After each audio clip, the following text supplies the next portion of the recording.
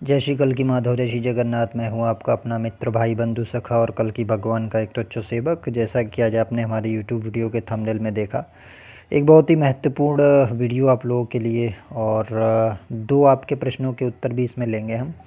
सबसे पहले तो वीडियो के बारे में डिस्कस ये करते हैं कि आज हम बात करने जा रहे हैं क्या युग परिवर्तन का जो समय मैंने बताया था 29 मार्च से शनि देव का शासन और शनि देव का दंड विधान लागू होगा, तो क्या अभी जो अधर्मी लोग थे, जो पाप के रास्ते पे चल रहे थे, या जो लोग सुधरने का अप्रयास करना चाहते हैं, क्या उनको क्षमा मिलेगी? क्या भगवान कल्कि के करुणा के द्वार अब सबके लिए बंद हो गए हैं? क्या कोई भी अब नहीं बचेगा? किस किस को प्रयास करना चाहिए और कैसे प्रयास करना चाहिए? उन सभी प्रश्नों के आज हम उत्तर लेने जा रहे हैं, तो वीडियो के अंत तक बने रहेंगे। बहुत सारे लोग जो मायूस हो गए 29 मार्च की डेट देके कि अब हमारा कुछ नहीं होने वाला, उनके लिए बहुत महत्वपूर्ण वीडियो है, और इसको प्रचारित प्रसारित कीजिए उन सभी लोगों में जो अभी भी गलत कार्यों में फंसे हुए हैं। वीडियो के अंत तक बने रहेंगे। देखिए, वीडियो की शुरुआत करते हैं। सबसे पहले बात करते हैं कि 29 मार्च से मीन शनि का जो चलन हुआ है उसमें क्या होगा, एक दंड विधान लागू हो गया है। जैसा कि आप देख रहे हैं, भूकंप आ रहे हैं। अब ये भी नेपाल में जो है विद्रोह की आग जो है भड़क उठी है। तो ये क्या है, ये सब जो है लक्षण देखने को मिलेंगे, और इसी तरीके की अब आगे चीज़ें चलेंगी, प्राकृतिक घटनाएं। आज जो है टोंगा नाम की जगह है, वहाँ पर भी जो है आज भूकंप के 7.1 तीव्रता के झटके महसूस किए गए, और सुनामी आने का भी जो है सभी वैज्ञानिक जो हैं वो प्रेडिक्ट कर रहे हैं। तो इस तरीके से देखा जाए बहुत ही क्रिटिकल कंडीशन है। तो क्या अब ये मान लें कि अधर्मी लोगों के लिए कोई आगे का रास्ता नहीं है? तो उसके लिए मैंने दो वीडियोस पहले बनाई। एक वीडियो मैंने पहले लाया था, जो लोगों ने देखी, उसमें हमने बताया था कि एक बड़ा मेगा इवेंट होगा, उसके बाद कल की भगवान प्रकट होंगे, और तब जो है करुणा के द्वार बंद होंगे, यानी भगवान लास्ट मौका देंगे।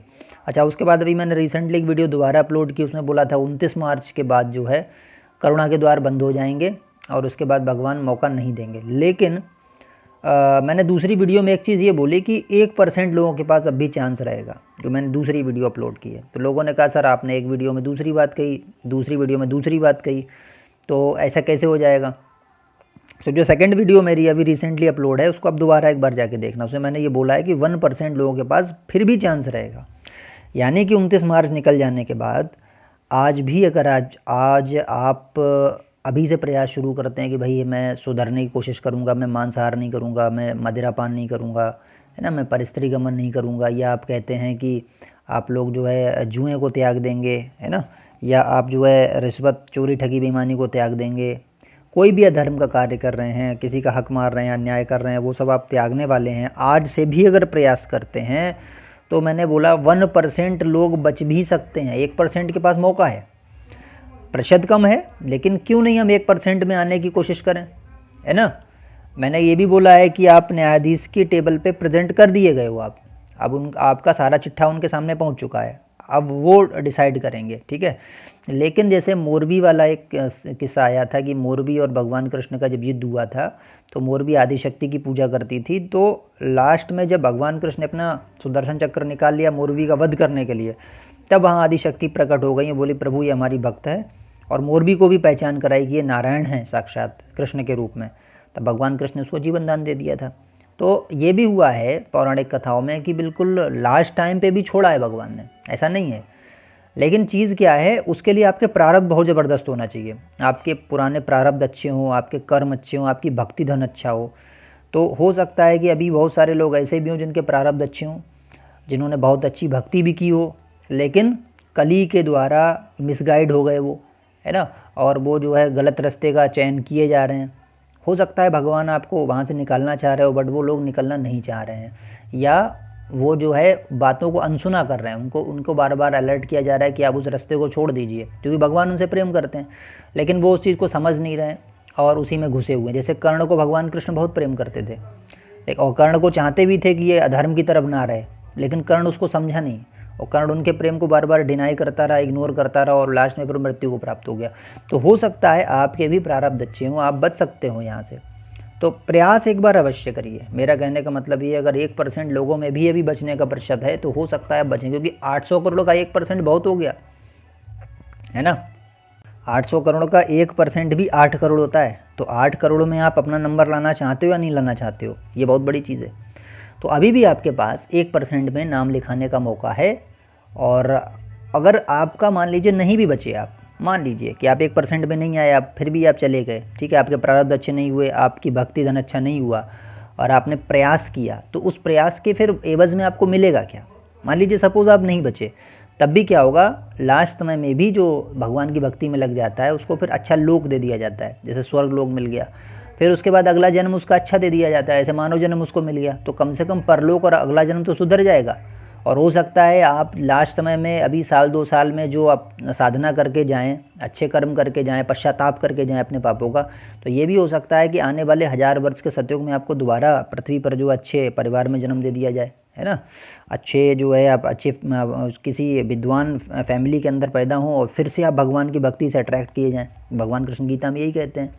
अर्जुन ने पूछा कि भगवान योग से नष्ट भ्रष्ट हुआ, उसका जो साधक होता है उसका क्या फिर आगे गति होती है? तो उन्होंने कहा कि जो साधक योग में योगी है वो कभी भी विनाश को प्राप्त नहीं होता है, ना इस लोक में ना परलोक में उसका विनाश नहीं होता। फिर वो क्या होता है, जो पूरे योग को पूर्ण नहीं कर पाता है और बीच में ही जो है उससे अलग हो जाता है, रास्ते से विचलित हो जाता है, तो उसके लिए फिर क्या मार्ग है, बोले स्वर्ग में जाएगा, फिर पुण्यवान लोगों को प्राप्त करके जो है अच्छे महात्माओं के यहाँ पैदा होगा, फिर भगवान की भक्ति से अट्रैक्ट किया जाएगा, फिर मोक्ष प्राप्ति के लिए पहले से बढ़कर यत्न करेगा। तो यही फिर कंडीशन आपके भी ऊपर लागू हो रही है। आज भी अगर जाग जाओगे, आज भी सवेरा है, आप साल 2 साल भक्ति करके ले गए और मान लीजिए आप अपना योग पूर्ण नहीं कर पाए, इस जन्म में मोक्ष प्राप्त नहीं कर पाए, तो आपका भक्ति धन वो संचित रहता है। जब तक ब्रह्मांड रहेगा भक्ति धन आपके साथ चलता रहेगा, है ना, और वो आगे आपको फिर जो है नए जन्म में फिर काम आएगा, भगवान से आप अट्रैक्ट होंगे और फिर से मोक्ष के लिए यत्न करेंगे। तो इस एक चांस हो रहा है हमारे पास, तो या तो 1% में नाम ले लो अथवा परलोक सुधार लो, दोनों मौके आपके पास में। तो ये गोल्डन टाइम है बहुत ही, अभी भी सुधरने का आप प्रयास कर सकते हैं। अभी भी गलत कर्म त्याग के भगवान से प्रार्थना करिए, हे प्रभु मुझे मेरे जो भी पाप थे पुराने में मुझे क्षमा कर दीजिए, मुझे जानकारी नहीं थी या मैंने आपके द्वारा भेजे गए संकेतों को अनसुना किया, इसके लिए मैं बहुत बहुत क्षमा प्रार्थी हूँ। मन से पूरी प्रार्थना के साथ अभी भी आप जो है उसमें जो है आप अपने आप को सरेंडर कर सकते हैं भगवान से और क्षमा याचना करके सुधर सकते हैं। तो आपको 2 लाभ हो सकते हैं, मैंने बता दिया।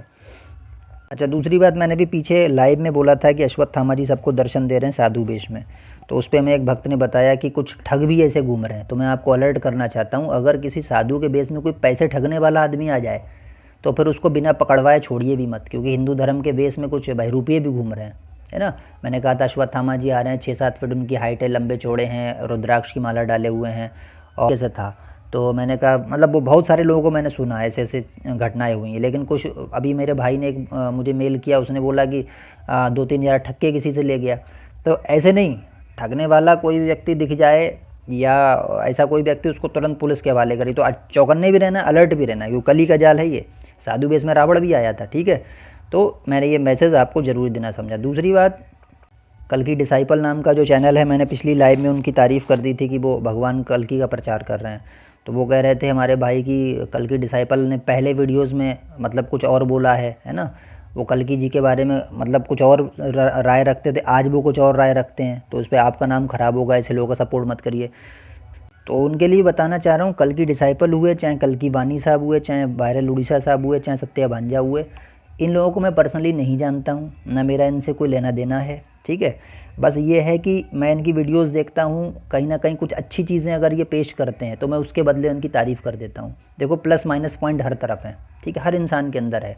कुछ वो गलतियाँ भी कर रहा है, कुछ वो गलत भी बोल रहा है, लेकिन जो सही बोल रहा है उसको मैं प्रमोट कर रहा हूँ। तो यहाँ इसका मतलब ये बिल्कुल ना समझा जाए कि मैं कल्कि डिसाइपल चैनल की बुरी प्रशंसा कर रहा हूँ या कल्कि वाणी चैनल की या दूसरे चैनल्स की, और मैं आपको प्रेफर कर रहा हूँ कि उनको जाके ज़रूर देखिए। भैया आपके पास बुद्धि है, आप उनको भी देखो, हमें भी देखो, सबको देखो, और जिसकी बात अच्छी लगे उसको मानो, है ना। विवेक तो आपके पास भी है, तो इसका मतलब ये बिल्कुल नहीं है मेरा उनसे कोई लेना देना नहीं है, ठीक है। उन्होंने अपनी वीडियो में कुछ गलत बोला, तुरंत उसका विरोध करिए, और मेरे सामने भी कोई वीडियो आएगी मैं भी उसको विरोध करूँगा, अब मैंने किया भी है पहले। तो सारी बातें मैंने आपके सामने रख दी, जो भी आपके क्वेश्चंस थे सारे आज आपको बता दिए। अब वीडियो आपको कैसी लगी, अगर वीडियो अच्छी लगी तो उसको लाइक और शेयर जरूर करिए। हमारे व्हाट्सअप चैनल से जुड़िए, इसका लिंक डिस्क्रिप्शन बॉक्स में हमने दे रखा है, और कोई क्वेश्चन है तो kalkikapar@gmail.com पर आप हमें मेल कर सकते हैं।